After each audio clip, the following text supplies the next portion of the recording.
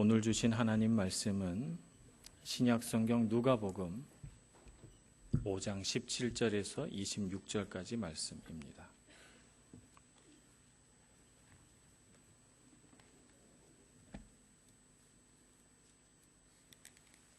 신약성경 97조 누가복음 5장 17절에서 26절까지 봉독하겠습니다. 하루는 가르치실 때에 갈릴리의 각 마을과 유대와 예루살렘에서 온 바리새인과 율법 교사들이 앉았는데 병을 고치는 주의 능력이 예수와 함께 하더라. 한 중풍병자를 사람들이 침상에 메고 와서 예수 앞에 들여놓고자 하였으나 무리 때문에 메고 들어갈 길을 얻지 못한지라.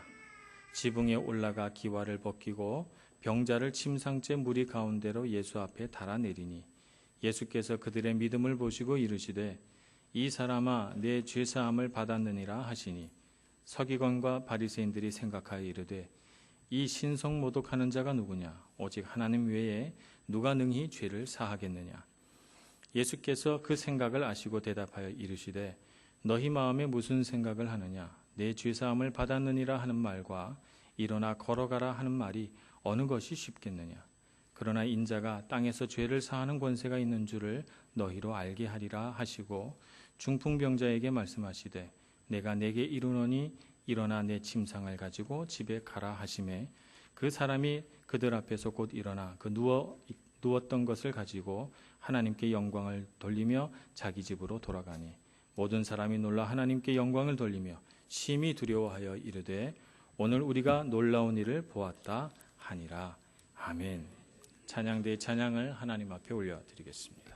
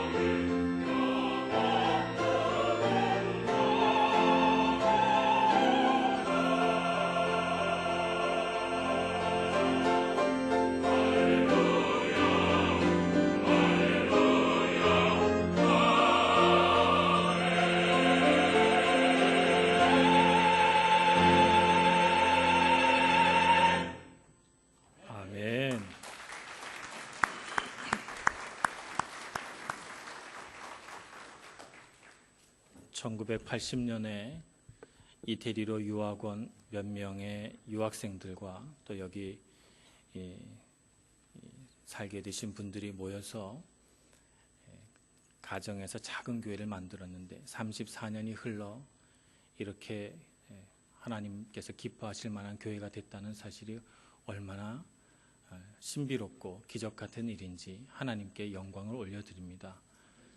오늘 찬양대의 찬양을 들으니까 정말 마음이 벅차오고 하나님께서 보시기에 정말 아름다운 교회, 정말 하나님을 기쁘시게 하고 이 세상 가운데 구원의 횃불이 되는 그런 교회가 되어야 되겠다 하는 그런 생각이 다시금 듭니다. 우리 온 교우가 같이 노력해서 정말 세상 앞에서 하나님 앞에서 조금도 부끄러움 없는 교회가 되기를 같이 협력해 나가는 저희들 모두가 되기를 소원합니다. 오늘 말씀을 보니까 예수님께서 어떤 마을에 들어가셔서 서기관과 율법 교사들과 바리새인들을 모아놓고 말씀을 가르치던 중에 한 사건이 벌어지는 장면을 오늘 말씀이 보여주고 있습니다. 사람들이 너무 많이 모여들어서 환자를 메고 왔는데 이 환자를 예수님 앞에 데리고 나갈 방법이 없는 거예요. 이미 집안에는 사람들이 꽉 찼기 때문이죠. 그래서 이 전신을 움직일 수 없는 중풍병자를 어떻게 하면 예수님 앞에 데리고 나가 고침을 받을까 생각한 끝에 그들은 과감하게 지붕으로 올라가서 기와를 뜯어내고 줄을 매달아 그 침상을 예수님 앞에 달아 내립니다. 예수님 앞에만 나가면 이 사람이 낫겠다라고 하는 그런 어떤 절실한 마음으로 이 사람을 그렇게 예수님 앞에 데리고 나간 것입니다. 예수님께서 이 땅에 오셔서 사역하신 그 사역의 장면들을 보면 예수님은 하나님의 아들로서 굉장히 충만하시고 성령 충만하시고 기쁨도 충만하시고 은혜도 충만하신 상태에서 이 세상을 살아가셨는데 예수님 앞에 나온 사람들을 보면 병에 걸린 사람, 아픔을 가진 사람, 상처 입은 사람, 귀신 들린 사람, 이 세상에 소망이 끊어진 사람, 그리고 말씀에 갈급하여 달려온 사람들, 그런 사람들로 가득 차 있습니다. 때로는 그 무리 가운데 어떻게 하면 예수님의 약점이나 실수를 잡아 이 사람을 고발할까라고 하는 무리들도 끼어 있었다라고 생각을 해보면 예수님이 갖고 계신 그 충만함과 세상의 그 헐벗고 아프고 괴로운 이 세상의 모습과는 참으로 대조가 된다, 이렇게 말할 수가 있겠습니다. 오늘 예수님 앞에 그런 예수님과 이 세상의 아픔, 곧 그 아픔의 근원에는 죄가 있는데 그것과의 대조를 우리가 바라보면서 예수님께서 어떻게 이 세상의 아픔, 곧 그 근원에 있는 죄의 문제를 다루어 가셨는가 하는 것을 같이 묵상해 보기를 소원합니다. 우리가 먼저 기억해야 할 것은 믿음은 책임 전가하지 않는다라고 하는 사실을 우리가 먼저 기억을 해야 합니다.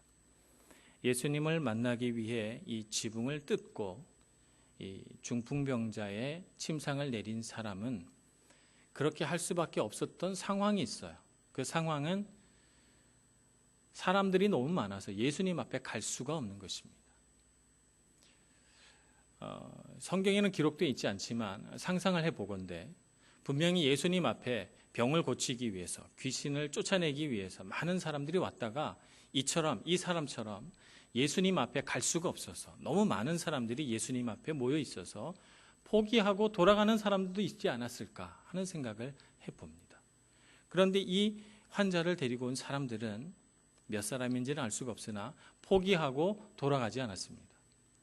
이 사람들은 예수님 앞에 나아가기 위해 그들이 할 수 있는 모든 일을 다 했습니다. 누가복음 8장에 보면 또 한 사람이 등장합니다. 이 여인은 12년 동안이나 혈루병이라고 하는 병을 앓은 여인입니다. 이 여인이 예수님 앞에 나가서 고침을 받고 싶은데 고침을 받을 방법이 없어요. 왜냐하면 너무 많은 사람들이 예수님 주위에 있기 때문이고 예수님 주위에는 대부분 다 남자들이기 때문에 이 병을 앓고 있는 부정한 여인이 예수님 곁에 가까이 갈 수가 없는 거예요. 이 여인은 너무나도 마음이 연약해져 있어서 예수님께 고쳐달라고 말하기도 어려웠어요. 그래서 그 여인은 이렇게 생각합니다. 내가 주님의 옷자락만 만져도 병이 낫겠다. 그래서 그는 사람들 다리 사이를 기었는지 아니면 남자들 사이를 비집고 들어갔는지 알 수가 없으나 그 먼지 나는 길을 비집고 들어가 예수님의 옷자락을 만집니다. 만짐으로써 그녀에게 역사가 일어나죠.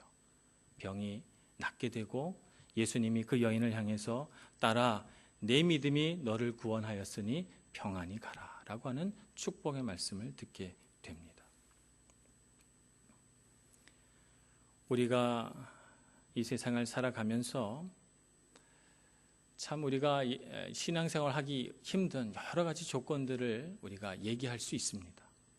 세상에는 참으로 시험이 많고 시련도 많고 고통도 많아서 우리가 신앙생활을 잘 하다가도 참 신앙생활하기 어려운 문제들에 직면할 때가 많이 있습니다.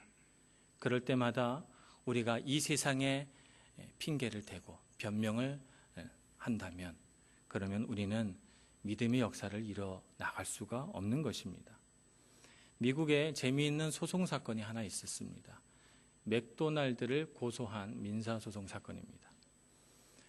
과체 중인 이 두 소녀가 자신들의 그 비만에 관해서, 그 뚱뚱함에 관해서 맥도날드를 그 민사상 손해배상을 하라고 소송을 건 것이죠. 그래서 아마 그게 굉장히 사회적인 이슈가 됐고 지방법원을 거쳐서 대법원까지 올라갔어요. 그래서 대법원에서 판결을 내리기를 이렇게 판결을 내렸습니다. 햄버거가 건강에 좋지 않다는 것을 잠재적으로 알고 있었음에도 불구하고 슈퍼사이즈 제품을 과하게 먹었다면 맥도날드를 탓할 수 없다. 이렇게 이야기를 했습니다. 그러니까 법원에서 판결하기를 분명히 햄버거가 해롭긴 하지만 그것을 먹은 사람은 그 먹은 것에 대해서만큼은 책임을 져야 된다라고 하는 것이죠. 에덴 동산에서 주님께서 아담을 만나신 것처럼 오늘 이 시대에 현대 아담을 하나님께서 만나신다면 이렇게 말씀하시지 않았을까요? 아담아, 너는 왜 내가 먹지 말라고 하는 햄버거를 먹었느냐? 이렇게 물으신다면 오늘날의 아담은 이렇게 대답하지 않을까요? 주님께서 제 집 옆에 맥도날드를 세우셔서 할 수 없이 제가 맥도날드를 먹었습니다. 햄버거를 먹었습니다. 라고 하든지 주여 내게 주셔서 내 옆에 있게 한 저 여자가 나에게 햄버거를 권해서 제가 할 수 없이 햄버거를 먹었습니다. 이렇게 말하지 않을까요? 오늘날 우리는 참으로 많은 핑계거리가 있습니다. 정말 우리가 우리 마음속에 갖고 있는 여러 가지 것들을 다른 사람에게 책임 전가하고 핑계를 댑니다. 우리 죄의 본성, 우리 죄의 가장 깊은 곳에 그 본성이 책임 전가입니다. 그리고 핑계지요. 창세기 에덴 동산에서 일어났던 일들이 오늘 우리 주위에서도 참으로 비일비재하게 일어납니다. 물론 우리가 말하는 그 핑계거리가 때로는 일리가 있고 타당한 것이 사실인 경우도 있습니다. 그러나 오늘 말씀에서 본 바와 같이 죄의 그 가장 깊은 곳에 도사리고 있는 근원, 그 본성을 깨트리는 방법은 믿음밖에 없다는 사실을 기억해야 합니다. 이 중풍병자를 메고 온 사람들이 한 것처럼 말이죠. 이 많은 사람들 에워싸서 예수 곁에 갈 수 없게끔 만들었던 이 사람들 때문에라고 핑계를 대지 않고 그들은 과감하게 지붕을 뜯고 예수님 앞에 그들의 환자를 내려놓았던 것입니다. 오늘 우리도 우리에게 주어진 어떤 상황, 내게 주어진 불리한 조건들을 탓하지 않고 믿음으로 나가는 사람만이 죄의 본성을 깨고 하나님의 은혜, 예수 그리스도의 능력을 힘입을 수가 있는 것입니다. 그러므로 어렵습니다. 힘듭니다. 맞습니다. 그러나 그곳에 핑계대지 말고 내 주변에 있는 그 누군가에게 책임 전가하지 말고 믿음으로 나아가 예수 앞에 가시고 예수님의 옷자락을 만졌던 그 여인과 같이 예수님의 옷자락을 향해 손을 내미시는 여러분들 되시기를 축복합니다.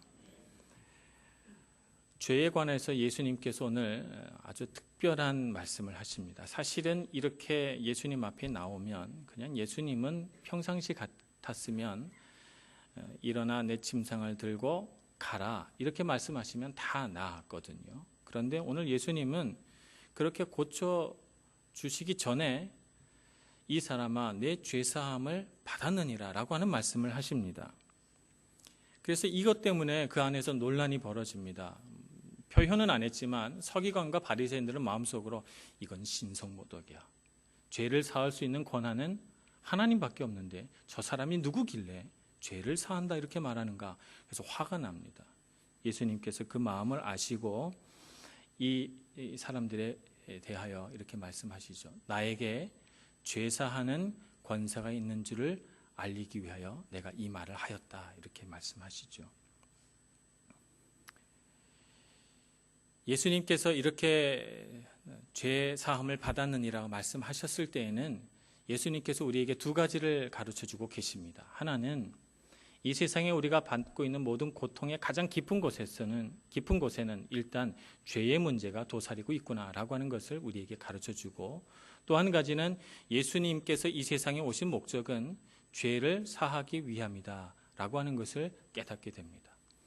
그래서 예수님께서 공생애를 다 마치고 십자가에서 피를 흘려 돌아가시는 그곳을 향해 나아가실 때, 오늘 이 자리에서 중풍병자를 고치는 이 자리에 예수님이 지고 가실 십자가와 그 보혈의 피를 향한 이정표가 딱 세워지는 것이죠. 예수님이 왜 우리 곁에 오셨는가? 왜 우리를 위하여 피를 흘리셨는가? 라고 하는 사실이 오늘 이 말씀을 통해 이정표가 세워지고 예수님을 바라보게 해줍니다. 그런데 우리가 여기서 한 가지 생각해 볼 것이 있습니다. 이 죄사함을 받은 사람이 지금 자기 침상을 들고 병이 다 나아 돌아갔단 말이에요. 그리고 죄사함도 받았어요. 이 사람이 집에 다시 돌아가서 또 죄를 지었을까요? 안 지었을까요? 죄를 지었을까요? 안 지었을까요? 확률은 50%입니다. 죄를 지었을까요? 안 지었을까요? 여러 가지 학설이 있습니다. 오늘 요한 1서 3장 6절 말씀을 보면 이 문제에 관한 분명한 답을 알 수 있습니다. 요한 1서 3장 6절 말씀, 그 안에 거하는 자마다 범죄하지 아니하나니 범죄하는 자마다 그를 보지도 못하였고 그를 알지도 못하였느니라. 오늘 요한 1서 3장 6절의 말씀에 보면 그 안에 거하는 자마다, 예수님 안에 거하는 자마다 범죄하지 아니한다라고 했습니다. 범죄하지 않는다라고 말씀하고 있는 것이죠. 예수님 안에 있는 사람은 죄를 짓지 않습니다. 만약 예수님께서 죄를 사해 주셨는데 내가 오늘 용서받고 집에 돌아갔다가 내일 또 죄를 지으면 어떻게 합니까? 그럼 또 내일 예수님께 또 나가서 죄를 용서받아야 됩니까? 그러면 예수님의 용서는 그냥 하루짜리 혹은 몇 시간짜리 용서밖에 되지 않는다는 말입니까? 그렇다면 우리가 왜 이렇게 매주일마다 와서 예수를 믿습니까? 그냥 세상 속에서 살다가 내가 죽으려고 할 때, 내가 막 숨이 끊어지려고 그럴 때, 주여 이제 때가 됐사오니 저를 용서하여 주옵소서, 이렇게 하면 되지 않겠는가 생각이 듭니다. 그렇게 해야 우리가 인생을 더 재미있게 살 수 있지 않겠어요?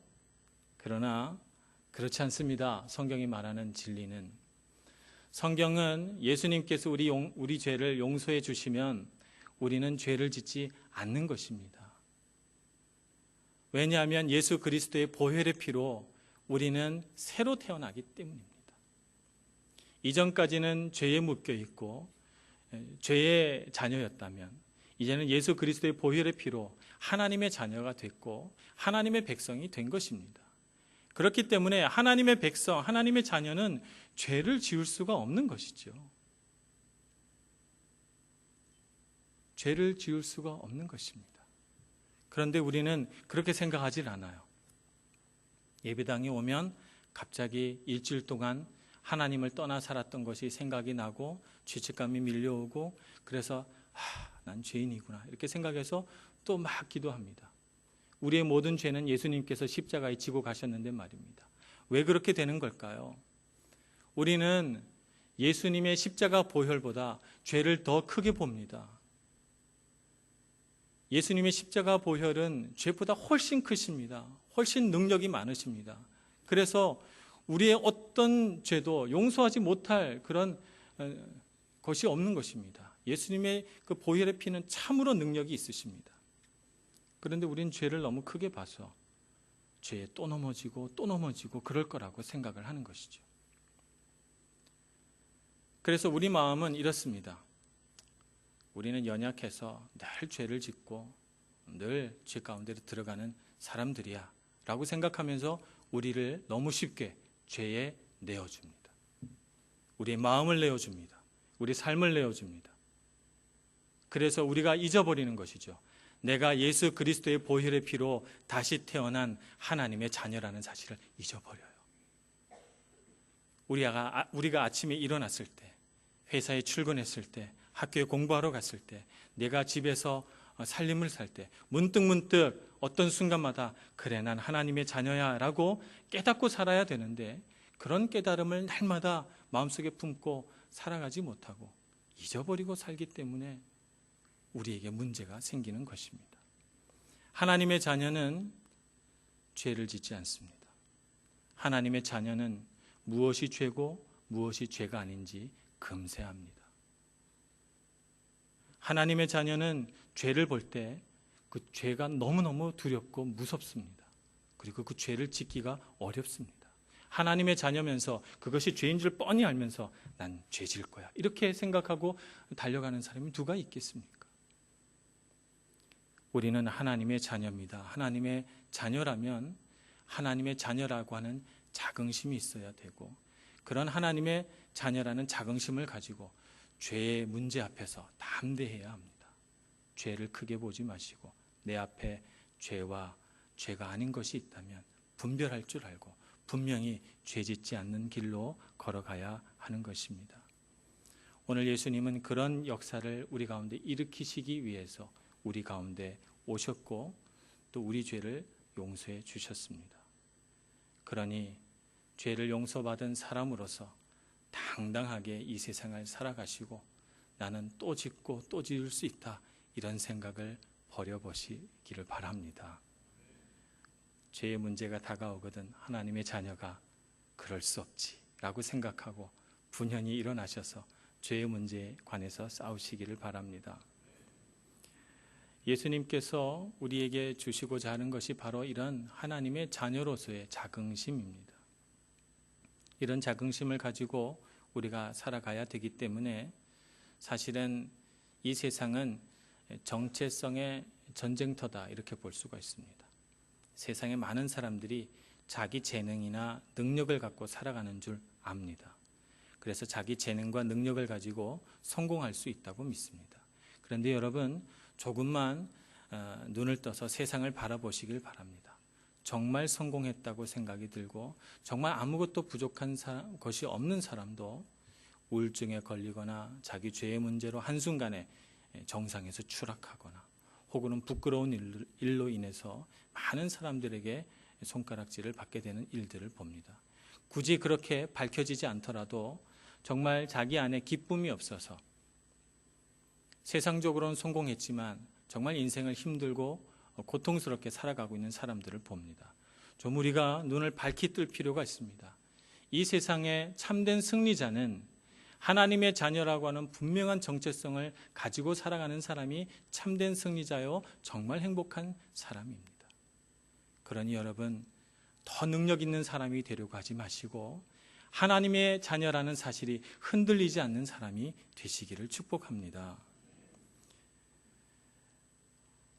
오늘 예수님께서는 서기관과 바리새인들을 봅니다. 그들에게 있어서 정체성은 자신의 의요, 율법을 지키려고 했던 자신들의 노력입니다. 그것이 그들의 정체성입니다. 그런데 하나님의 자녀의 정체성은 뭡니까? 예수님께서 용서해 주셨기 때문에 하나님의 자녀로 다시 태어난 신분의 그 정체성이 있습니다. 우리의 정체성은 하나님의 자녀라는 신분입니다. 그러므로 하나님 앞에 부끄럽지 않기 위하여 날마다 자랑스러운 하나님의 아들, 딸로 살아가시는 여러분들 되시고, 죄의 문제가 문득 우리 눈앞에 다가올 때 하나님께 자랑스럽게, 하나님, 제가 주님의 자녀이기 때문에 죄 가운데 살 수는 없습니다 라고 분연히 죄 가운데서 뛰쳐나오시는 여러분 모두가 되시기를 간절히 축원합니다. 기도하겠습니다.